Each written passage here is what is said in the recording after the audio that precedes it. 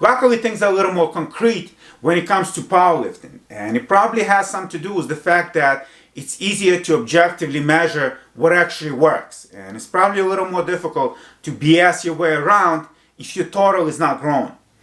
And when it comes to powerlifting, more or less traditional way of structuring your macro cycle is breaking it into periods of hypertrophy, strength, and taper versus peaking. Now, before going into any specifics or any of this, I just want to say a few words about using percentages or one repetition maximum, because I think it's a little trickier than most people realize, and that's why things don't always work out the way they're supposed to. Now, two suggestions when you're using percentages of one repetition maximum. Number one is you want to use one repetition maximum that you were able to complete fairly recently, and it shouldn't be something that you lifted years ago. Now, the second suggestion is a little less obvious, and in order for you, in my opinion, in order for you to have a successful training cycle while using percentages or one repetition maximum, you might want to keep the macro cycle relatively short. And let me explain why. So let's imagine that you decided to have a hypertrophy block that is 12 weeks long. And during that time, you were using weights that are 60 to 75% of your one repetition maximum. Now you have to understand that at the end of that block of training, your one repetition maximum is no longer the same thing because you did not use weights that are heavy enough during that time to maintain that one repetition maximum. And now if you're trying to use that same number while moving into the strength block, it should be pretty obvious how things will not work out the way they're supposed to. And I know this might sound like I'm splitting hairs here for somebody who's enhanced, but that's a little different because if you are enhanced, you probably will retain most of your strength during the hypertrophy block, and you probably will retain most of your muscle mass when you are in strength block. But it's a little different when you are drug free, and even very small miscalculations become very unforgiving when you're starting to move weights that are relatively heavy. And that's why if you saw my bench press training program, that training program is only 7 weeks long. And if you don't feel like that's enough to make significant progress, that doesn't mean that you couldn't be doing some work before committing to that training program. And another thing to keep an eye on is the speed of exercise execution. And so, for example, if you feel that your reps are becoming very, very slow this early in training, there's a big chance that you miscalculated, and it's very important for you to make appropriate adjustment in timely manner.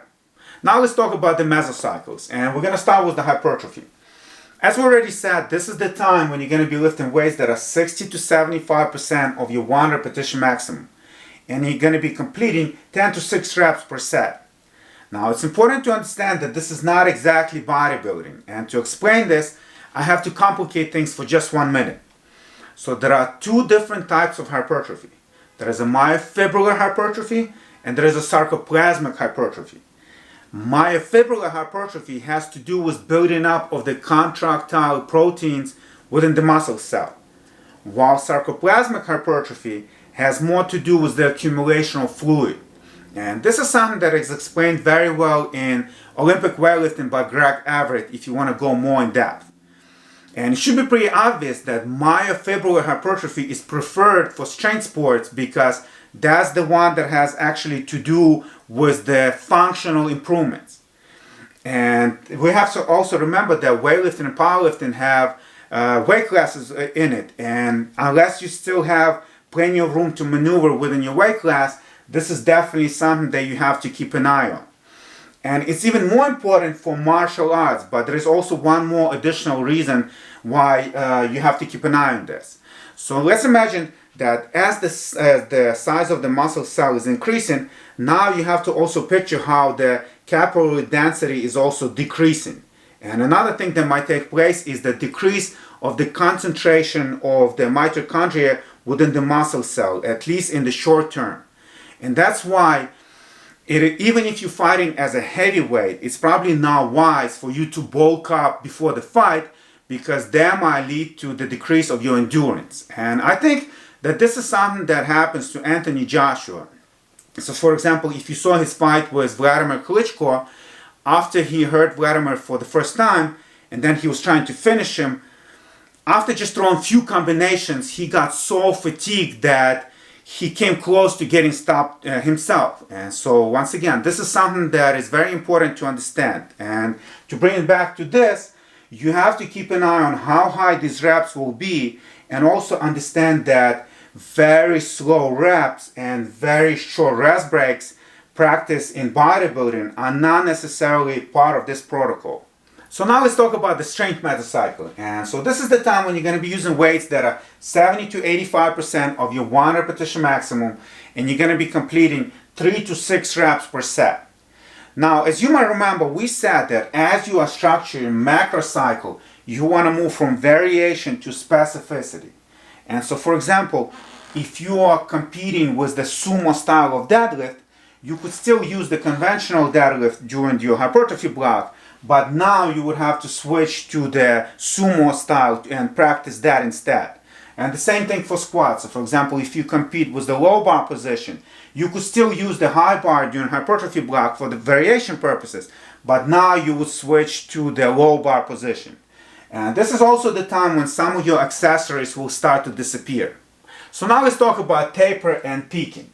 So these things are not exactly the same thing, because every peaking phase is technically a taper, but not every taper is a peaking phase, because peaking phase has specific protocol attached to it. So let's talk about taper first. So as most of you probably know, the point of this is to dissipate as much fatigue as possible during the last week or two immediately prior to the competition, in order to maximize your performance during that competition. And the exact protocol of this will depend on the specific program that you are trying to taper down. But these are some of the general recommendations. And so number one is that the heavier you are, the further away you will have to taper things down to fully recover before the competition. And the second one is that the heavy attempts in more difficult lifts will have to be scheduled further away from competition. So for example, your heavy workout in squats will have to be further away from competition than your heavy workout in bench press. And then your heavy workout in deadlift will have to be scheduled further away from competition than your heavy workout in squats.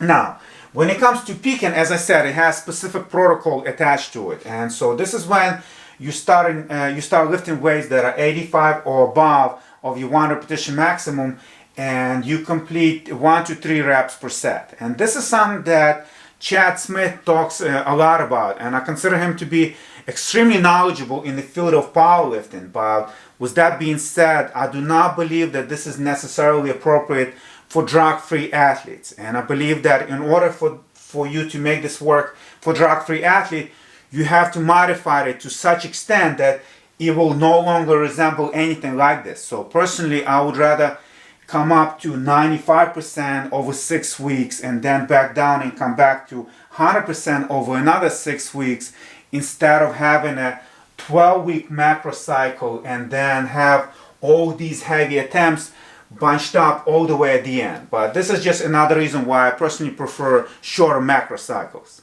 When it comes to microcycle, the overall design of the exact training program will greatly depend on the chosen philosophy. So it's very uncommon in powerlifting to hear something like, "Oh, I go by how I feel during my training sessions." And people still actually read books.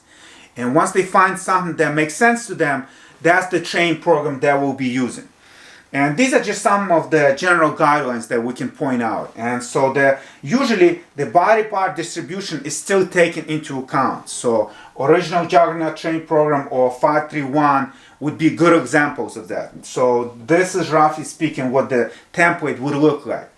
And as you can see, in this context, the upper-lower body split actually makes sense, because if you think about it, your deadlift and your squats will have much greater contribution to your total than just bench press. And it actually makes sense to spend so much energy trying to improve those lifts. And this, in fact, could easily be just a three-way split. But I think in the attempt to sort of balance things out, more and more modern programs include this day now. Now, as far as the accessories, these will usually be the moves that are selected based on specific needs, and it usually has something to do around with working around various sticking points during the competition lifts. So I hope it's pretty easy to recognize the similarities between this training template and the split routines commonly used in bodybuilding, which just illustrates the great influence that bodybuilding has on the Western style of programming for powerlifting. But there is also a whole body approach that is used, and I think programs by Boris Shaiko would be most well known in that category. And so if you ever seen those training programs, you can help noticing great resemblance of that style of program to the programming used in USSR Olympic weightlifting. And I spoke about this briefly in one of my previous videos, so let's just elaborate a little more on what that is. So as I mentioned before, back in USSR, thousands of athletes of various weight classes and of different qualifications were observed for very long periods of time, and then that data was summarized and systemized, and optimum ranges of various training parameters were established for athletes of different weight classes and different qualifications. And so then coaches would be able to use that while designing training programs for their athletes. And this is nothing like MRV, for example, because it's not just those things were not just number of lifts, which is what is used to calculate volume in weightlifting, by the way. Those lifts were also total number of lifts were also broken down, how they're going to split between main moves and how they're going to further be split in different loading zones. And so once you have that information, then the total amount of work for a month would be split into weeks, and then weeks would be split into training sessions. And these things are definitely not split uniformly. So some weeks would be high impact weeks, some weeks would be recovery weeks, and so on. And I think the only piece of this information that people are more or less familiar here in the West is the famous prolapse table. I think this is something that is popularized by Louis Simmons here. But do understand that that is only one little small piece of the puzzle, and the whole system is much more complicated. So if you hear that somebody is trying to create a training system just around that table alone, that should raise a lot of questions. And I believe that this is still mostly unknown here in the West. And this is probably the reason why you still hear people talking about using Bulgarian weightlifting system. And so it's interesting to hear how they rationalize that choice. So for example, somebody will say that, oh well, on the days that you are tired, you won't be able to lift as heavy, so that will be like your deload day. And so basically, if you hit the wall while using that training program, don't worry about it, it's actually by design. And also, I don't want to oversimplify that training system, but at the same time, I think it's pretty safe to say that maxing out on all your lifts every day is probably not going to be appropriate for a drug-free athlete. And just to bring this back to powerlifting, Boris Shaiko actually does not program a lot of his work in the loading zone of 90 and above. And I think it's pretty safe to assume that the reason for that is that work that you do in loading zones from 70 to 80 or from 80 to 90 has a lot more transferability to your one repetition maximum in powerlifting than it does in weightlifting, because the technique of the competition lifts in powerlifting is not nearly as complicated as it is in weightlifting. Now, believe it or not, I actually tried this. So back in the 90s, I started getting stuck with the abbreviated training methodology, and I started looking for new ways to make progress. And luckily enough, I came across this book. And so this is a manual for USSR Olympic weightlifting. And I know that the first thing that comes to mind when you hear USSR Olympic weightlifting is steroids, but at the same time, as you read this book, you can't help noticing how much logic is there for that methodology. And I think you just have to be knowledgeable enough to make appropriate adjustments to make this work without steroids. So I gave it a shot. And so my preparation block was 5 training sessions a week, and my competition block was 3 training sessions a week, which, by the way, what eventually became my weightlifting training program. And it worked incredibly well. I made insane amount of progress for such short amount of time in all my assistance exercises. Now, I did not make any progress whatsoever in the classic Olympic weightlifting moves because I was trying to learn them on my own, and that was definitely very foolish because I had many near-death experiences. So I would drop the bar on my back during snatch, I would pass out on the clean, and so on. And that's why I highly discourage that anybody tries to learn those lifts on their own. And luckily I was still very young and my body was able to tolerate that kind of abuse. But at the same time, even more fortunate was the fact that I was already mature enough to realize that if I don't stop that nonsense, I was probably going to end up in a wheelchair. And so I took that methodology and applied it to powerlifting. And once again, it worked very, very well. And that is something that many years later, after hundreds of modification, became my second advanced training program. So hopefully now, after watching this video, when you look at that training program, you will be able to recognize how much methodology is included there. And hopefully watching this video will also give you a little more appreciation for good, complete training programs. Because there is a lot of criticism when it comes to training templates these days. And the moment you write something on a piece of paper, it immediately becomes a cookie cutter. And nowadays, everybody wants something highly individualized. And although that would actually make sense for somebody who's very advanced, but at the same time, it's completely unnecessary for somebody like a novice lifter. And if you are a novice lifter, you'd probably be better off finding something like starting strength and then sticking to that training program. Because although that training program might be only 95% optimum specifically for you, but at the same time, it's probably going to be much more optimum than something that you're going to be able to put together all by yourself as a novice lifter. Because as you can see, there's a lot that you have to take into account. And the whole is greater than the sum of its parts when it comes to resistance training. And just like you can't take random pieces of different cars and throw them on a pile and call it an automobile, you can't just take a bunch of exercises and put them all together and call it a training program. Because as you can see, it's a little more complicated than that. But at the same time, that's really what makes it all interesting. Because without all this, lifting weights is really, I pick things up and I put them down. And I think this is probably the reason why a lot of people who want to start exercising but don't want to bother learning anything about proper training end up quitting in a matter of weeks. Because without all this, lifting weights is pretty boring. But unfortunately, most of those people stopped watching this video a long time ago, and none of this applies to you guys. And I firmly believe that those of you who watch the material I have on this channel combined with my books are definitely in top 1% of the gym population when it comes to training knowledge. And I should probably get a pat on the back, which means that you guys should probably like the video and subscribe to the channel. Couple more things before we call it a day here. So number one is, no matter how meticulous you are with your programming, this is not meant to compensate for sloppy form of exercise execution.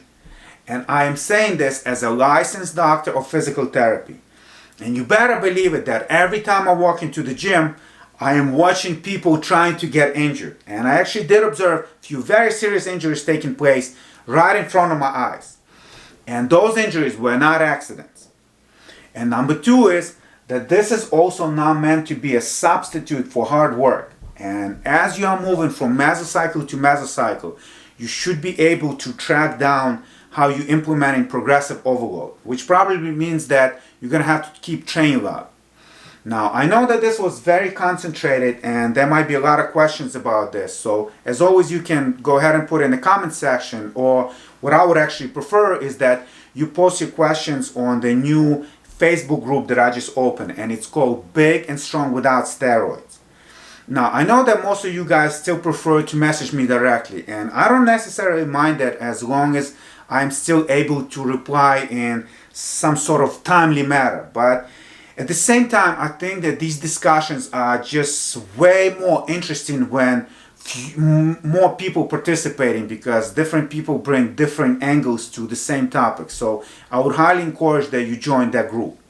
Now, otherwise, I hope you guys enjoy watching this video as much as I enjoy making it, because this is a very fascinating topic, and it's always very interesting to see how all these seemingly unrelated things such as transmutation and supercompensation come together and become this beautiful thing. So thank you for stopping by, and I'll see you guys next time.